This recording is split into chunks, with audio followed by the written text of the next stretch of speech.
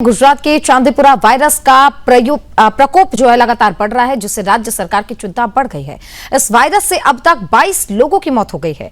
राज्य में वायरस से जुड़े 184 संदिग्ध मामले भी दर्ज किए गए हैं। इनमें से जांच के बाद 35 मरीजों में चांदीपुरा वायरस की पुष्टि हुई है, जबकि 11 सैंपल के नतीजे अभी आने बाकी हैं। वायरस के बढ़ते खतरे को देखते हुए राज्य सरकार ने स्वास्थ्य तंत्र को अलर्ट कर दिया है।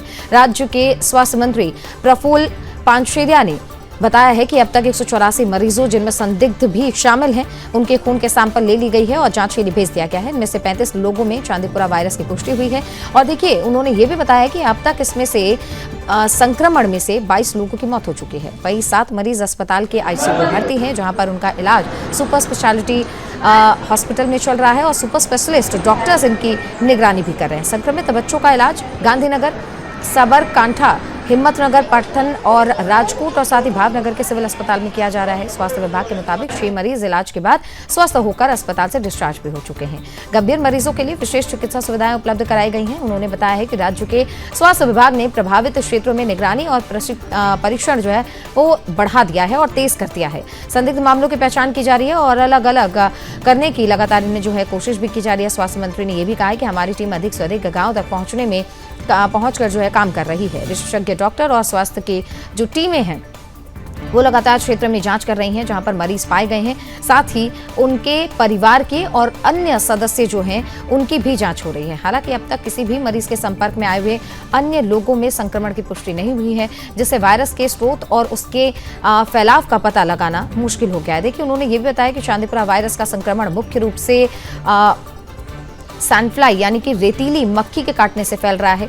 ये कीट लगभग हर इलाके में ही पाया जाता है, इसलिए लोगों को अतिरिक्त सावधानी बरतने की जरूरत है।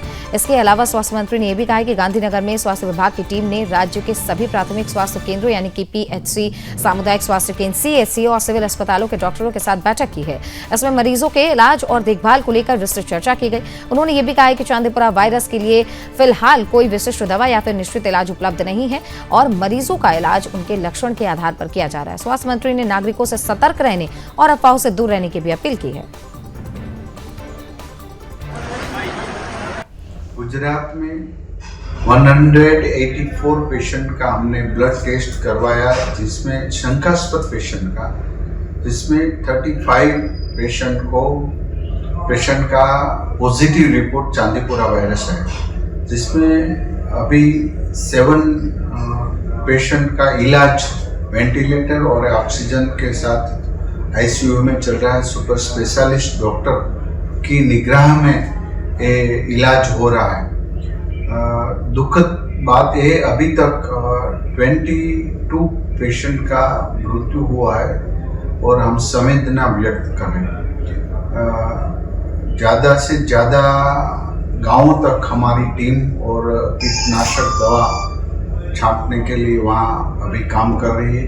सुपर स्पेशलिस्ट डॉक्टर और हमारी आरोग्य की टीम जहाँ से पेशेंट मिलते हैं वहीं सभी जगह पर जांच करते हैं, दूसरे और परिवारजनों का सभी का टेस्ट करवाते हैं। लेकिन अभी तक एक ही जगह से दूसरा पेशेंट अभी तक मिला नहीं, इसलिए ढूंढना इसका रिसर्च करना बहुत मुश्किल हो गया। सैंडफ्लाई नाम का कीटक या माखी ये सभी जगह से मिली है, वो काटने से ही चांदीपुरा वायरस का रोग यानी कि ये होता है।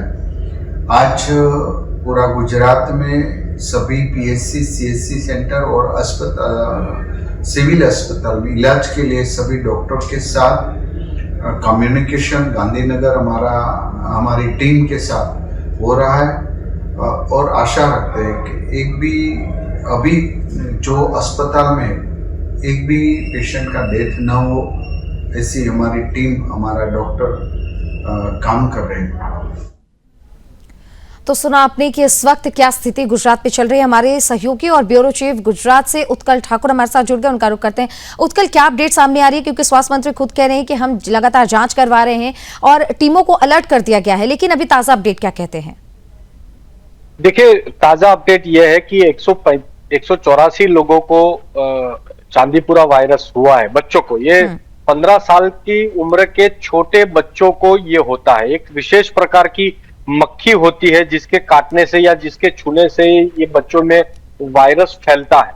184 बच्चों में अब तक ये चांदीपुरा वायरस के लक्षण पाए गए थे, जिनमें से 35 पॉजिटिव हैं और 8 बच्चे अभी वेंटिलेटर पर हॉस्पिटल में एडमिट है। 22 बच्चों की अब तक इस चांदीपुरा वायरस के कारण मृत्यु हो चुकी है। लेकिन सबसे परेशान करने वाली, सरकार के लिए दिक्कत पैदा करने वाली बात यह है कि पूरे गुजरात में से अलग अलग इलाकों में से ये बच्चे पाए गए हैं। चांदीपुरा वायरस से अफेक्टेड बच्चे जो है वो स्पेसिफिक एक सेगमेंट में या किसी टेरिटरी में नहीं पाए गए हैं। इसलिए सरकार इस पर मॉनिटर अच्छे से नहीं कर पा रही है कि ये कितने लोगों में फैला है, किससे फैला है, उसको रोकने के लिए क्या करना चाहिए, उसको चिन्हित करके, उसको कॉर्डन करके, उसको रिस्ट्रिक्टेड एरिया भी घोषित किया जा सकता है, लेकिन ऐसा नहीं हुआ है।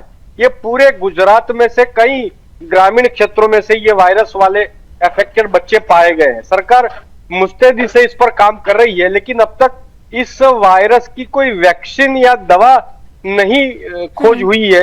इसके कारण मेडिकल में जो दिक्कतें आती है, उसके ट्रीटमेंट में जो परेशानी आती है, वो सरकार उससे जूझ रही है, क्योंकि 22 बच्चे अब तक इसमें अपनी जान खो चुके हैं। सरकार अपने तरीके से प्रयास कर रही है। तो इसमें prevention is better than cure, ये जो कहा जाता है, इसमें यही सावधानी रखनी पड़ती है। तो सरकार कहती है कि स्वच्छता रखिए, अपने जो माटी के या जो पुराने मकान है उसमें जो परतें खुल जाती है या बीच में से गैप हो जाती है उसको भरिए, आंगन में स्वच्छता रखिए, पशु जहां आप बांधते हैं उस उत्कल, जगह को आपसे ये भी जानना चाहेंगे कि खुद स्वास्थ्य मंत्री ने इस बात की जानकारी दी है कि कई लोग और कई बच्चे जो हैं इससे ठीक भी हुए हैं, डिस्चार्ज भी कर दिया गया बच्चों को। तो क्या माता पिता को ये इससे थोड़ी सी राहत की सांस लेनी चाहिए क्या कि अगर समय रहते इस वायरस की पहचान हो जाए तो बच्चों की जान बच सकती है और परिवार कभी नष्ट नहीं होगा, कभी भी किसी भी तरीके से उन्हें परेशानी नहीं होगी?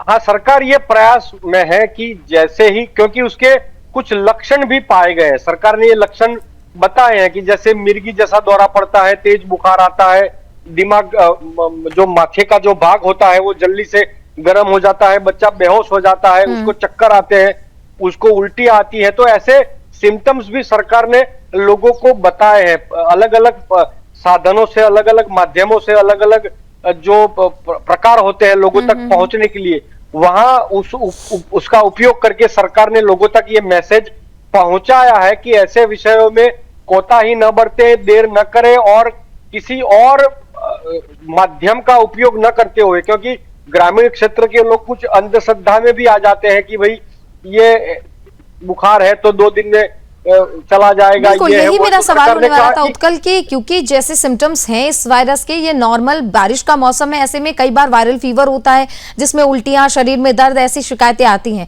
ऐसे में पेरेंट्स भी कैसे डिफरेंशिएट करेंगे और क्या एडवाइजरी जारी की गई है सरकार की ओर से और स्वास्थ्य मंत्रालय की ओर से? नहीं, उसमें यही कहा गया है कि ऐसी स्थिति में तुरंत नजदीक के PHC, CHC का संपर्क करें, क्योंकि ऐसे में नॉर्मल वायरल बुखार है तो भी आपको CHC, PHC में जाना चाहिए। तो सरकार ने कहा है कि घरेलू उपचार न करें, अन्य किसी प्रकार से आप उसको ठीक करने का प्रयास न करें, अंधश्रद्धा में न आए, और ऐसे किसी भी प्रकार के वायरल भी यदि बुखार है ऐसा आपको लगता है तो भी आप नजदीकी PHC, CHC में जाए और नजदीकी PHC, CHC के डॉक्टर को तय करने दे कि ये क्या है। तो ऐसे सिम्टम्स के आधार पर वो तय करेंगे कि ये चांदीपुरा वायरस से कोई पीड़ित बच्चा है, अफेक्टेड बच्चा है या वायरल फीवर है। तो सरकार ने आग्रह किया है कि अस्पताल में जाए। सरकार ने यह भी कहा है कि आप सरकारी अस्पताल में ही जा सकते हैं, ऐसा नहीं है। सरकार ने प्राइवेट अस्पतालों को भी निर्देश दिए हैं कि ऐसे कोई बच्चे आते हैं तो आप उसको एडमिट करिए, खर्चे वगैरह की चिंता न करते हुए, उसको उसमें बाध्य न करते हुए आप सरकार को इन्फॉर्म करिए, लेकिन आप इसका ट्रीटमेंट शुरू कर दीजिए। तो सरकार ने न केवल सरकारी गवर्नमेंट हॉस्पिटल बल्कि प्राइवेट अस्पतालों को भी सख्त निर्देश दिए हैं कि इसमें आप कोताही न बरतें और ऐसे बच्चों की ट्रीटमेंट करें। बिल्कुल उत्कल, बिल्कुल आप सही कह रहे हैं, क्योंकि ट्रीटमेंट और लापरवाही की वजह से बहुत दिक्कत होती है। उत्कल, आपका बहुत बहुत धन्यवाद, आपने विस्तार से जानकारी दी, क्योंकि गुजरात में चांदीपुरा वायरस इस वक्त ऐसे बढ़ चला है जिस वजह से जो है दिक्कत अब लोगों को हो रही है, क्योंकि 22 लोगों की मौत भी हो चुकी है।